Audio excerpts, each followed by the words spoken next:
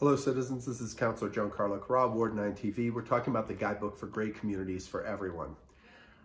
If you've been a real glutton for punishment, you sat through my big web series sort of talking about how the Guidebook was a transformation of planning in the city of Calgary, how it achieved point one of the Great Neighborhoods mission, which is that if great neighborhoods make a great city, and they do, let's focus our planning and development and regulations around building great neighborhoods.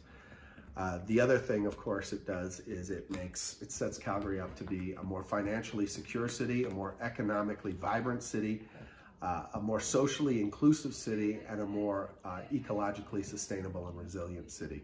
And that's really the Great Neighborhoods movement, and the Guidebook for Great Communities for Everyone sits at the center of the transformation of our planning system. It has made it now, it's made its way through committee. On February 3rd, Wednesday, February 3rd, we had a marathon committee meeting. We heard from dozens and dozens of citizens speaking both for and against the Guidebook.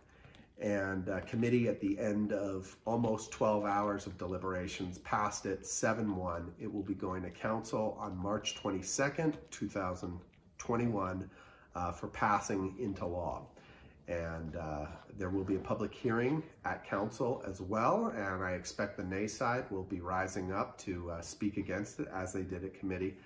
But I thought it was a really important committee time, and I want to dig into sort of what we heard from citizens. The people who spoke in favor, and I'd say just over a third of the people we heard from were speaking in favor, understood the need for mixed use, mixed income, walkable neighborhoods networked together across the city by sustainable infrastructure systems, how that inclusivity, how that affordability, how that new economy building kind of city was absolutely necessary. And we heard some amazing things from amazing citizens. What we heard from people who are speaking against was a lot of fear and a lot of concern. And some of that fear was misinformation. The idea that this spelled the end of their single family neighborhoods. It doesn't. It might, but in order for the Guidebook to work, or in order for the Guidebook to be enacted, it has to go through a local area planning process. And point two of great neighborhoods is that neighborhoods aren't just places, they are also people. And they're the people who live there, they're the businesses that operate there, they're the institutions that operate there, the schools, the churches, the not-for-profits. Everybody needs to get together and talk about where have we come from, where are we at, and where should we go? And the Guidebook is literally a guide for how you have those conversations and how you develop a plan that answers the question of where you want to go. And it sets out a whole bunch of amazing tools to allow you to get there. And it also directs you to have big, thoughtful conversations about the big things that you want to change. And it also provides the tools for protecting the things that you don't want to change. So when I heard from lots of citizens saying, this is the end of my single family neighborhood, whether it's Elbow Park or Bel Air or Meadowlark Park, the reality is no, there are tools in the Guidebook that will, through special policy areas, allow your neighborhoods to be protected as the character and heritage environments that they are, provided you make a good enough argument through the planning process to do that, and provided that the larger plan area interacts with that in the right way. This is not about creating enclaves. This is not about sort of cutting yourself off from the rest of the city. This is about creating integrated plans that work together. And Teresa Goldstein, who is the sponsor of the local area planning process, said, this is the opportunity now for the city to recognize local expertise and to develop plans with communities, not at communities, not on top of communities, but with communities. And so I felt really comfortable hearing from people who are afraid that that was very much not the case, to tell them, relax. We got this. We got this with you. What's happening on the 22nd is that we did hear some things that needed to change, some minor adjustments to the plan.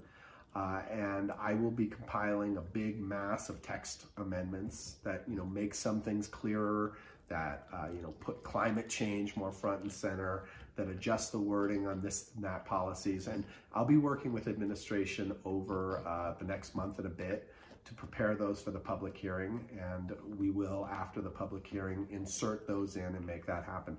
There are some larger things that are required, and the two that really stuck out in my mind is number one, neighborhood structure is important. When we start agglomerating the city into larger multi-community districts, people are worried that they're going to lose the unique character of their individual neighborhoods. And I know in Bridgeland, in Ramsey, in Inglewood, in Ogden, which have sort of stalled out with earlier attempts to get to a next generation local area planning, that neighborhood character was a really important thing, and that doesn't exist within the guidebook right now.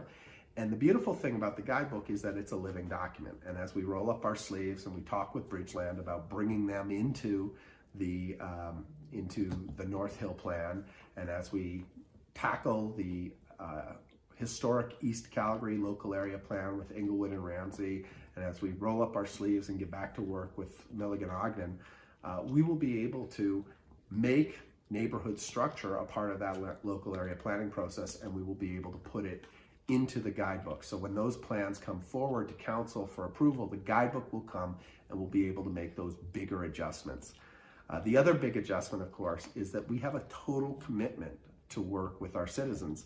The flip side to that, of course, is that our citizens have a responsibility and an obligation to work in good faith with us.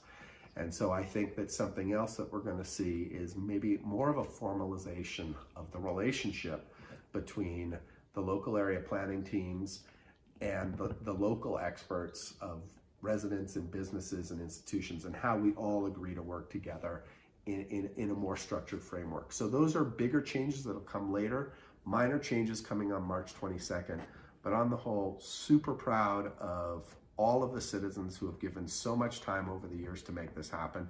Super proud of the team at the city who have put together a world-class planning document, and super proud of my colleagues at committee who passed this 7-1.